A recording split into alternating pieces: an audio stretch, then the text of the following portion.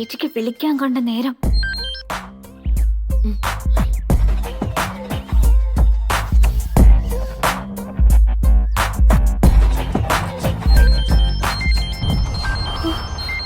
ഓ, ഇനി എടുത്തില്ലെങ്കിൽ അത് മതി.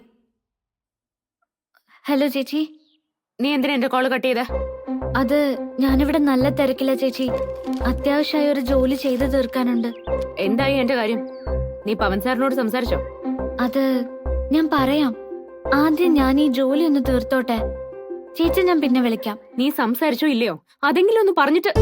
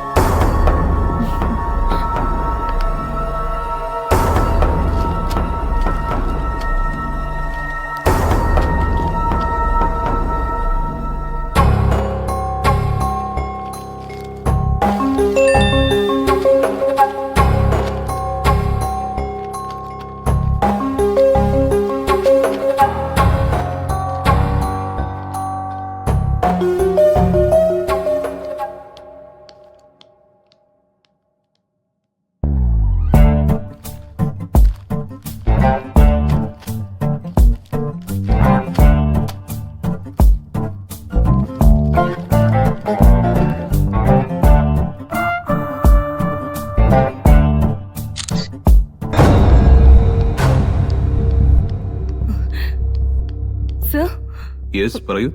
സർ, ഒരു ഇമ്പോർട്ടന്റ് ഇൻഫർമേഷൻ കിട്ടിയിട്ടുണ്ട്. ഇൻഫർമേഷൻ? What's it? സാറിന്റെ കണക്കൂട്ടൽ കറക്റ്റ് ആയിരുന്നു. നമ്മുടെ കമ്പനിയിൽ സ്പൈ വർക്ക് നടത്തിയ ക്ഷമ സിദ്ധാർത്ഥ തന്നെയായിരുന്നു. അതിനുള്ളൊരു തെളിവ് കൂടി ഇപ്പൊ കിട്ടിയിരിക്കുന്നു. ഞാൻ നോക്ക് സർ, ഇപ്പൊ എന്റെ വാട്സാപ്പിൽ വന്നതാ.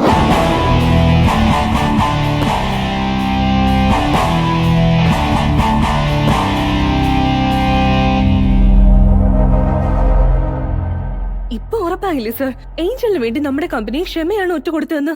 She's a cheat. നവമിക്ക് ഈ പിക്ചർ ആരാ സെൻഡ് ചെയ്ത് തന്നത്?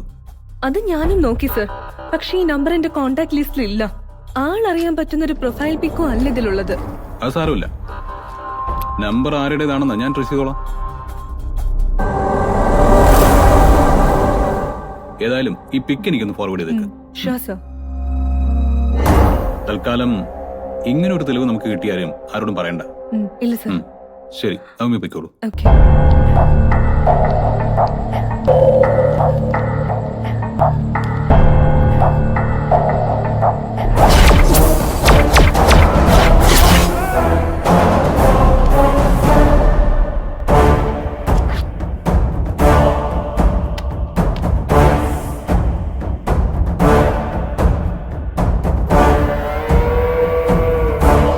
രാകേഷ്, ഒരു ഹെൽപ്പ് വേണമല്ലോ.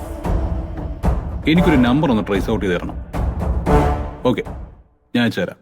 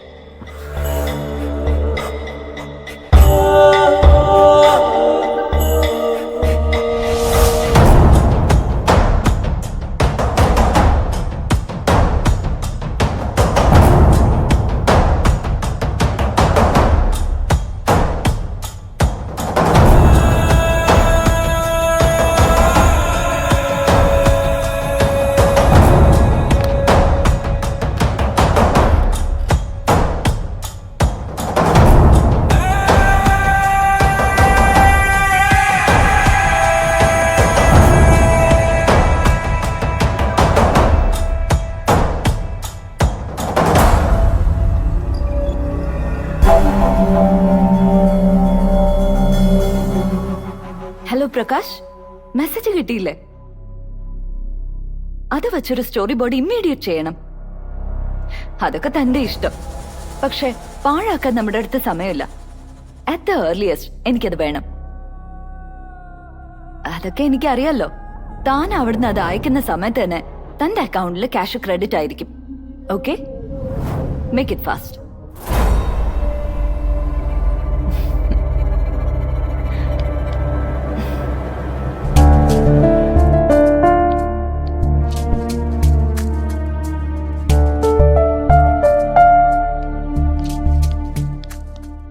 Excuse me sir. Yes, sir ബിസിയാണോ? എന്താ കാര്യം അത് പറയൂ. അല്ല സർ, ചേച്ചി ഇപ്പൊ വിളിച്ചിരുന്നു. നാളെ മുതൽ ഓഫീസിൽ വന്നോട്ടെ എന്ന് സാറിനോട് ചോദിക്കാൻ. അയാൾ വന്നിട്ട് അത്യാവശ്യമായി ഇവിടെ ഒന്നും സാധിക്കാനില്ല. തൽക്കാലം ലീവ് എക്സ്റ്റെൻഡ് പറയൂ തന്റെ ചേച്ചിയോട്. അല്ല സർ, അത് നോ മോർ ആർഗ്യുമെന്റ്സ്. പറയുന്ന അനുസരിച്ചാ മതി. Sorry sir.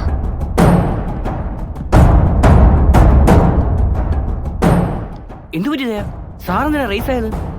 ഒന്നുമില്ല. താനെന്തെങ്കിലും അബദ്ധം കാണിച്ചോ? ഇല്ല ജഗുചേട്ടാ, ഞാൻ ചേച്ചിയുടെ കാര്യം ചോദിച്ചതാ. നാളെ മുതൽ വന്നോട്ടെ എന്ന്. എന്നിട്ട് സാറെന്ത് പറഞ്ഞു? വേണ്ടെന്ന് പറഞ്ഞു. എല്ലാം ഉടനെ ശരിയാക്കാന്ന് ഇന്നലെ എനിക്ക് ഉറപ്പ് തന്നതാ. എന്നിട്ടിപ്പോ ചേച്ചിയോട് ഞാനിത് എങ്ങനെ പറയും ജഗുചേട്ടാ? പാവം, ഒരുപാട് പ്രതീക്ഷിച്ചിരിക്കുക. വെറുതെ ആശിച്ചിട്ട് എന്താ കാര്യം? സാറ് വിചാരിക്കാതെ ഇവിടെ ഒന്നും നടക്കാൻ പോകുന്നില്ല. സാരമല്ല, സാറിന്ന് എന്തോ ചീത്ത മൂടില്ലെന്നാ തോന്നുന്നത്. തന്റെയും ക്ഷമാ മാഡത്തിന്റെയും സമയദോഷം, അല്ലാതെ ഇപ്പൊ എന്തു പറയാനാ?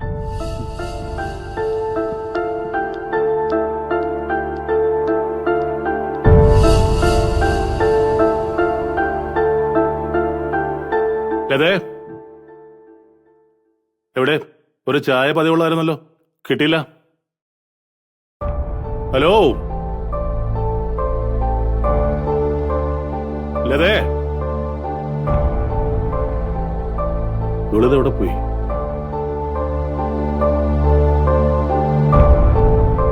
ലതേ,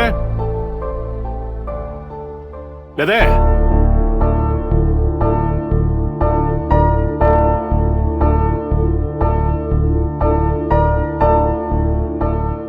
മോളെ,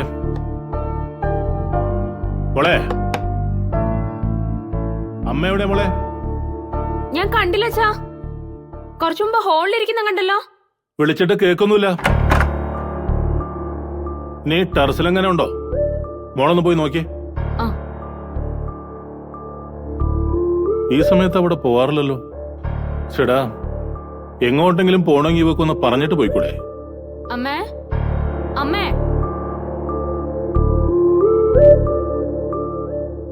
ലതേ, ലതേ, എന്നാലിത് എവിടെ പോയി?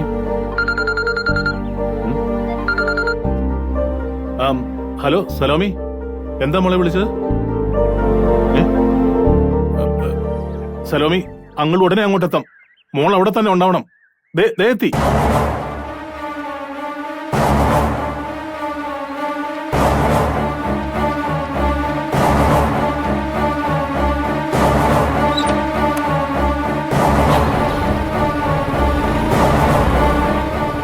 അമ്മ ടെറസിലും ഇല്ല അച്ഛാ. ചിലപ്പോ പുറത്തെവിടെയെങ്കിലും പോയതായിരിക്കും. അച്ഛാ, അച്ഛാ, അച്ഛൻ ഇതെവിടെ പോയി? കാണുന്നില്ലല്ലോ.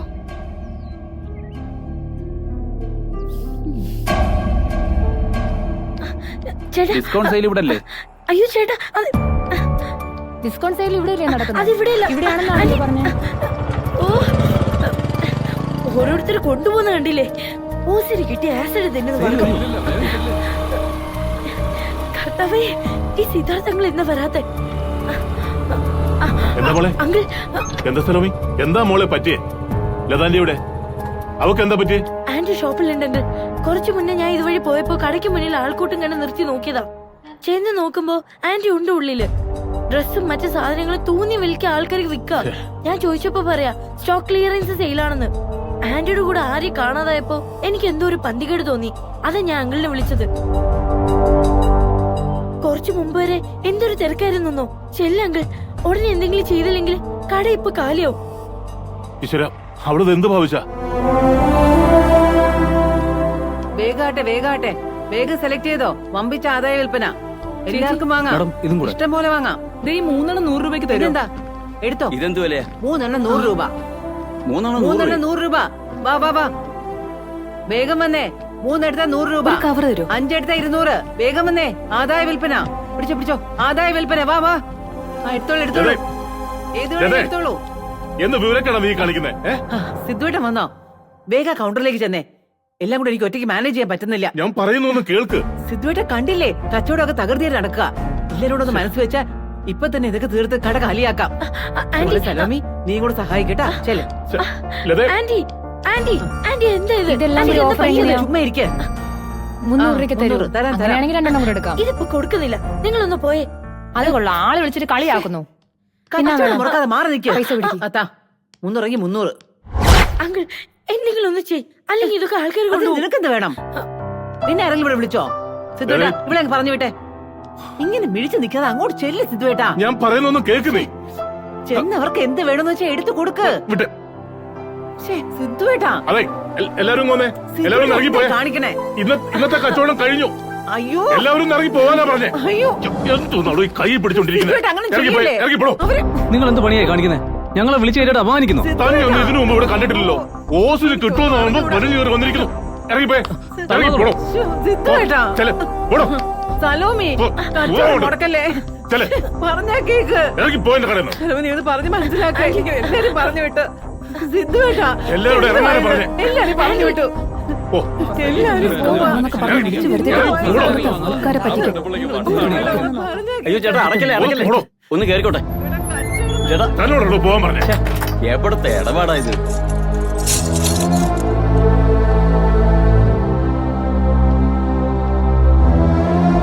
എന്തായാലും അത് നീ ഇങ്ങനെ എല്ലാവരുടെ മുന്നിൽ നാണം കെട്ടുന്നാണോ? ആരുടെ മുന്നിൽ നാണം കെട്ടാലും വേണ്ടില്ല. ഇതൊന്നും അമ്പിളിയമ്മയ്ക്ക് ചുമ്മാ നിന്നെ ഞാൻ കൊടുക്കില്ല. അപ്പോ അതാണോ നിന്റെ പ്രശ്നം? അതെ, അതൊരു പ്രശ്നം തന്നെയാ എനിക്ക്.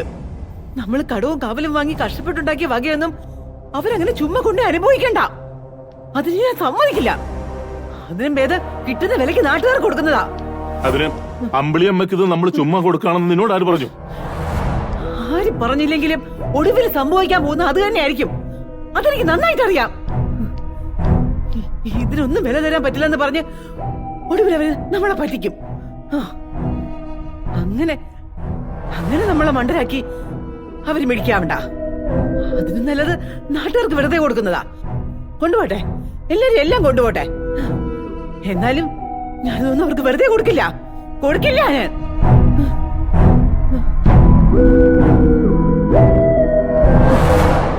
അത്രയ്ക്ക് ദണ്ണുണ്ട് എനിക്ക്.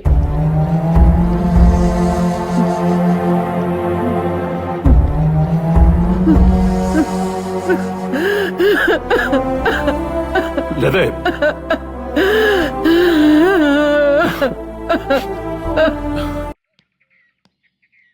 പോട്ടടി, നീ അത് മനസ്സിന്ന് വിട്ടേക്ക്. അപ്പോഴത്തെ ടെൻഷന്റെ പുറത്താവും ആന്റി അങ്ങനെ ഒരു സാഹസം കാണിച്ചത്. എന്നാലും എനിക്കതല്ല അതിശയം തോന്നിയത്. ഒരാള് സമനില വിട്ട് എന്തെങ്കിലും ചെയ്താ അത് മുതലാക്കാൻ ഒരു ഉളുപ്പില്ലാതെ ഓടിയെത്താൻ ആൾക്കാരുണ്ടല്ലോ എന്നാ. സിദ്ധാർത്ഥങ്ങൾ അപ്പൊ വന്നില്ലായിരുന്നെങ്കിലേ ആ കട കാലിയാക്കേനെ. ശവങ്ങള് ഇങ്ങനെയുണ്ട് ആർത്തി പണ്ടാരങ്ങള്. നാട്ടുകാരെ കുറ്റം പറഞ്ഞിട്ട് എന്ത് കാര്യം സലോമി? നമ്മുടെ ടെൻഷനും പ്രശ്നങ്ങളും അവർക്കറിയേണ്ട കാര്യമില്ലല്ലോ. ഇപ്പൊ ആലോചിക്കുമ്പോ ജോലി നേടാനുള്ള എന്റെ ഈ തീരുമാനം തെറ്റായി പോയോന്നൊരു സംശയം. എന്ത് തെറ്റായിരുന്നു? നീ ഒന്ന് ചുമ്മാ ഇരിപ്പെന്നെ. ദേ, ഉള്ളത് പറഞ്ഞാൽ നിന്നെ ഈ രീതി കാണാനാ എനിക്കിഷ്ടം. മൊത്തത്തില് ഒരു ഡിസിപ്ലിനൊക്കെ വന്നിട്ടുണ്ട് പെണ്ണിനിപ്പോ. ദേ കൊച്ചേ, നീ ഇതൊന്നും മനസ്സിൽ വെച്ച് സെന്റ് അടിച്ച് നടക്കല്ലേ. പ്രശ്നങ്ങളും ബുദ്ധിമുട്ടുകളും ആർക്കടിയില്ലാത്തത്. നീ എന്നെ കണ്ടുപിടിക്ക്. ഞാനും ക്രിസ്റ്റിയൊക്കെ എന്നെ അടിച്ചു പൊളിച്ച് കഴിഞ്ഞവരാന്ന് നിനക്കറിയാലോ. പപ്പയുടെ കയ്യിലിരിപ്പ് കൊണ്ട് സ്വത്തെല്ലാം ബാങ്കുകാരങ്ങ് കൊണ്ടുപോയപ്പോ അരക്കുപ്പി ബ്രാൻഡിയിൽ ഇത്തിരി വിഷം ചേർത്ത് പുള്ളിക്കാരൻ ഡീസന്റ് ആയിട്ട് അങ്ങ് സ്കൂട്ടായി. എന്ന് വെച്ച് ഞാനും ക്രിസ്റ്റിയും തെണ്ടാനും മോഷ്ടിക്കാനും ഒന്നും പോയില്ലല്ലോ. അറിയാവുന്ന പണിയെടുത്ത് ഞങ്ങൾ അന്തസ്സായിട്ട് തന്നെ ജീവിക്കുന്നില്ല ഇപ്പോഴും. ആ ഒരു ധൈര്യം ഉണ്ടെങ്കിൽ പിന്നെ പേടിക്കാൻ ഒന്നുമില്ല മോളെ. മല മറിഞ്ഞു വന്നാലും ബാക്കിയും കൂടി ഇങ്ങ് പോരട്ടെ അളിയാന്ന് പറഞ്ഞങ്ങ് നിൽക്കും. അത്രേ ഉള്ളൂ കാര്യം. നിന്റെ ഈ ധൈര്യം എല്ലാവർക്കും തോന്നണമെന്നില്ലല്ലോ സലോമി. ജീവിക്കാൻ ഒരു കൊതിയുണ്ടെങ്കിലേ ആ ധൈര്യമൊക്കെ താനെ ഇങ്ങ് വന്നോളൂ മോളെ. ഇതുപോലെയുള്ള കുട്ടി കുട്ടി പ്രശ്നങ്ങളിൽ മനസ്സുമടുത്ത് എല്ലാം ഇട്ടെറിഞ്ഞ് പോവാനാണ് പരിപാടിയെങ്കിൽ എന്റെ പൊന്നു കൊച്ചെ, പിന്നെ നിനക്ക് അതിനെ നേരം കാണും. തോറ്റു കൊടുക്കാനൊന്നും ഞാനും തീരുമാനിച്ചിട്ടില്ല. എന്തായാലും ഈ വേഷം കെട്ടിപ്പോയില്ലേ, അവസാന നിമിഷം വരെ പിടിച്ചു നിൽക്കാൻ തന്നെയാ എന്റെ ശ്രമം. അത് പൊളിച്ചു മോളെ. ഇപ്പഴാ നീ ശരിക്കും ട്രാക്കിലായത്. അപ്പോ ഇനി എന്നതാ കൊച്ചിന്റെ പരിപാടി? എന്ത് പരിപാടി? ഞാൻ പോന്നു. വീട്ടിലേക്ക് ചെന്ന് കയറുന്ന കാര്യം ആലോചിക്കുമ്പോഴാ അമ്മ എങ്ങനെ ഫേസ് ചെയ്യും? എന്നതാ കുഴപ്പം? ഫേസ് ചെയ്തിരിക്കാൻ നീ എന്നതെങ്കിലും ചെയ്തോ?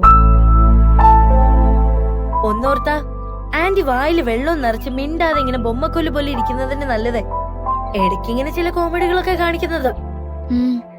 അതും ശരിയാ. നിന്നെപ്പോലെ കാര്യങ്ങൾ ലൈറ്റായിട്ട് എടുക്കാൻ ഞാനും ശ്രമിക്കാം സലോമി, ഇല്ലെങ്കിൽ വട്ടായി പോവും. ആ സുഹിപ്പിക്കൽ എനിക്ക് അങ്ങ് ഇഷ്ടപ്പെട്ടു മോളെ. എന്ന് വെച്ച് സ്ഥിരമായി ഇങ്ങനെ ഓസിന് മോട്ടിവേഷൻ കിട്ടുമെന്ന് വിചാരിക്കണ്ട. ഇതിനൊക്കെ ഫീസ് ഉണ്ട് കുഞ്ഞെ. കാശായിട്ടല്ലെങ്കിൽ വല്ല ഈറ്റബിൾസ് ആയിട്ട് തന്നാലും മതി.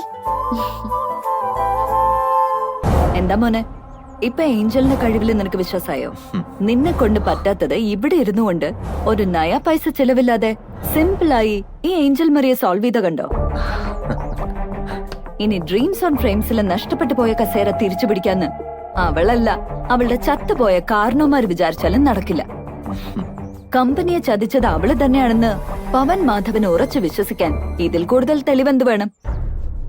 പക്ഷേ സൂക്ഷിക്കണം ഏഞ്ചൽ, നീ നവമിക്ക് സെൻഡ് ചെയ്ത ഫോട്ടോ ആരുടെ നമ്പറിൽ നിന്നാണെന്ന് അന്വേഷണം തുടങ്ങിയിട്ടുണ്ട് ചേട്ടായി. മോനെ നവീൻ സാറേ, കാരണവന്മാര് പറയാറില്ലേ, കക്കാൻ പഠിച്ച നിക്കാനും പഠിക്കണം. ഏഞ്ചൽ ആ ക്ലാസ്സിൽ പഠിച്ചിട്ടുണ്ട്.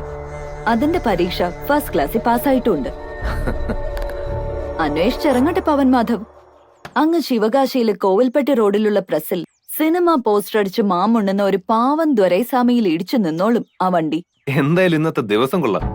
വിചാരിച്ച കാര്യങ്ങളെല്ലാം ഭംഗിയായിട്ട് നടന്നു. ദയെ കൊണ്ട് ഇതെല്ലാം സാധിച്ചെടുക്കാൻ പറ്റുമെന്ന് എനിക്ക് വലിയ പ്രതീക്ഷയില്ലായിരുന്നു. ഇന്നത്തെ മാത്രമല്ല നവീൻ, ഇനി അങ്ങോട്ടുള്ള എല്ലാ ദിവസങ്ങളും നമ്മുടേതാ. നീ ഇന്ന് അയച്ചെന്ന ഫയൽ നാളെ മനോഹരമായൊരു സ്റ്റോറി ബോർഡായി മാറും. കണ്ടാ നിന്റെ പവൻ സാറ് പോലും കിടുങ്ങിപ്പോവും. കമ്പനിയിലെ സ്പൈയെ കണ്ടുപിടിച്ച സന്തോഷത്തിൽ, കോൺട്രാക്ട് തനിക്ക് തന്നെ എന്ന സമാധാനത്തിൽ ഇന്ന് രാത്രി കൂടി സുഖമായി പാവ ഉറങ്ങിക്കോട്ടെ. നാളെ ഉണരുമ്പോ കണ്ടതൊക്കെ വെറും സ്വപ്നങ്ങളായിരുന്നുവെന്ന് പാവം മാധവന് ബോധ്യായിക്കോളും. വേണ്ട, നീ ഇനി ഒന്നും പറയണ്ട. ഇത്രയും നാള് നിന്നെ വിശ്വസിച്ചു പോയതേ എന്റെ തെറ്റ്. നിന്റെ ഉള്ളിലിരിപ്പ് എന്താണെന്ന് എനിക്കിപ്പൊ നന്നായിട്ട് മനസ്സിലായി. ചേച്ചി എന്നെ വെറുതെ തെറ്റിദ്ധരിച്ചിരിക്ക. സത്യമായിട്ടും ചേച്ചിക്ക് ദോഷം വരുന്ന ഒന്നും ഞാൻ ചെയ്തിട്ടില്ല, ഇനി ചെയ്യയില്ല. പവൻ സാറിന്റെ അടുത്ത് ഇന്നും ഞാൻ ചേച്ചിയുടെ കാര്യം സംസാരിച്ചു. ദയവ് ഇത് എന്നെ ഒന്ന് വിശ്വസിക്കേ പ്ലീസ്. ഇനിയും നിന്നെ ഞാൻ വിശ്വസിക്കണോ? ഒരബദ്ധം ആർക്കും പറ്റും എന്നും പറഞ്ഞ് എല്ലാവരെയും എല്ലാ കാലത്തും വിഡ്ഢിയാക്കാൻ പറ്റുമെന്ന് നീ കരുതണ്ട. ഡ്രീംസിലേക്ക് ഞാൻ തിരിച്ചു വരാതിരിക്കേണ്ടത് മറ്റാരെക്കാളും ഇപ്പൊ നിന്റെ ആവശ്യം. ആ പവൻ സാറിനെയും നവീൻ സാറിനെയും ഒരുപോലെ മണിയടിച്ച് നീ ഭയങ്കര നിഷ്കളങ്ക ചമഞ്ഞ് ഇപ്പൊ അവിടെ ഷൈൻ ചെയ്യാണല്ലോ. അപ്പൊ ഞാൻ തിരിച്ചു വന്നാ നിന്റെ സ്ഥാനം നഷ്ടപ്പെടുമെന്നുള്ള പേടിയാ നിനക്ക്. അതുകൊണ്ട് തന്നെയാ ഇന്ന് ഞാൻ ഓഫീസിൽ വരാൻ തുടങ്ങിയപ്പോ നീ എന്നെ വിലക്കിയത്. ഇന്ന് ഞാൻ അവിടെ വന്നിരുന്നെങ്കിൽ ഒരുപക്ഷെ എനിക്ക് എന്റെ ജോലി മടക്കി കിട്ടുമായിരുന്നു. അത് മനസ്സിലാക്കി ബുദ്ധിപൂർവ്വം നീ അതിന് തടയിട്ടു. അതല്ലേടി യഥാർത്ഥത്തിൽ സംഭവിച്ചത്? സത്യം പറയടി. എന്താ നീ ഒന്നും മിണ്ടാത്തെ? കള്ളി പുറത്തായപ്പോ മാഡത്തിന്റെ മിണ്ടാട്ട് മുട്ടിപ്പോയല്ലേ? മിണ്ടാട്ട് മുട്ടിപ്പോയിട്ടൊന്നുമല്ല. ഞാൻ എന്ത് പറഞ്ഞാലും ചേച്ചിയുടെ തലയിൽ ഇപ്പൊ കേറില്ല. ചേച്ചി ആവശ്യമില്ലാത്ത കുറെ കാര്യങ്ങൾ സങ്കല്പിച്ച് കൂട്ടിയിരിക്കാം. അതൊന്നുമല്ല സത്യം. എത്ര തവണ ആവർത്തിച്ച് പറഞ്ഞാലും ചേച്ചിക്ക് മനസ്സിലാവുന്നില്ലെങ്കിൽ പിന്നെ ഞാൻ എന്ത് ചെയ്യാനാ? സത്യം എന്താണെന്ന് എന്തെങ്കിലും ചേച്ചിക്ക് മനസ്സിലാവും. അന്ന് ഈ പറഞ്ഞതൊക്കെ മോശമായി പോയല്ലോന്ന് സങ്കടപ്പെടേണ്ടി വരും ഇയാൾക്ക്. നോക്കിക്കോ. ഓ, എന്ന് വെച്ചാ കാര്യങ്ങളൊന്നും പ്രോപ്പറായി മനസ്സിലാക്കാനുള്ള ബുദ്ധിയും ബോധവും എനിക്കില്ലാന്ന് അതല്ലേ നീ ഇപ്പൊ പറഞ്ഞതിനർത്ഥം? നീ മാത്രം വലിയ മിടുക്കി, ഞാൻ വെറും പൊട്ടി. ഉദ്യോഗകാരിയായിട്ട് മാസം ഒന്നും തികഞ്ഞിട്ടില്ല, അതിനു മുമ്പ് വലിയ അഹങ്കാരോ? ദേ, എന്റെ അടുത്ത് വേഷം കെട്ടുകൊണ്ട് വന്നാണ്ടല്ലോ, അടിച്ചു കൊന്നാളെ ഞാൻ.